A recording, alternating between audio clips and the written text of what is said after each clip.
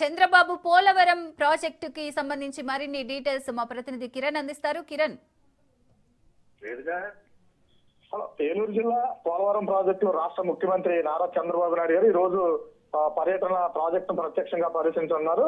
సరిగ్గా ఉదయం 10 గంటలకు తాడేపల్లి నుంచి హెలికాప్టర్ లో బయలుదేరిన ముఖ్యమంత్రి 10 గంటల 40 నిమిషాలకు పోలవరం ప్రాజెక్టు చేరుకుంటారు. అక్కడ ప్రాజెక్టు అనంతరం ప్రాజెక్టు అధికారులు ప్రజాప్రతినిధులు ముఖ్యమంత్రి స్వాగతం పలికి 10 గంటల 50 నిమిషాల నుంచి మధ్యాహ్నం 12 గంటల 30 నిమిషాల వరకు పోలవరం ప్రాజెక్టులో కీలక ప్రాంతాలు కూడా పరిశీలిస్తూ ఉన్నారు. ఆ విధంగా ఈ నేపథ్యంలోనే కాపర్ డ్యాము, బటర్ బ్లాక్ పనులు, గ్యాప్ 1, గ్యాప్ 2 పనులు కూడా, కుడికాలువ కనెక్టివిటీ పనులు పురుగట్టుపై కూడా ముఖ్యమంత్రి సమగ్రంగా సమీక్షించున్నారు.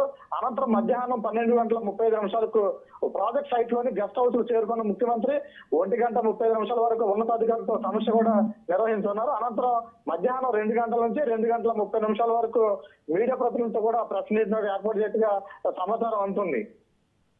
Right, thank you Kiran.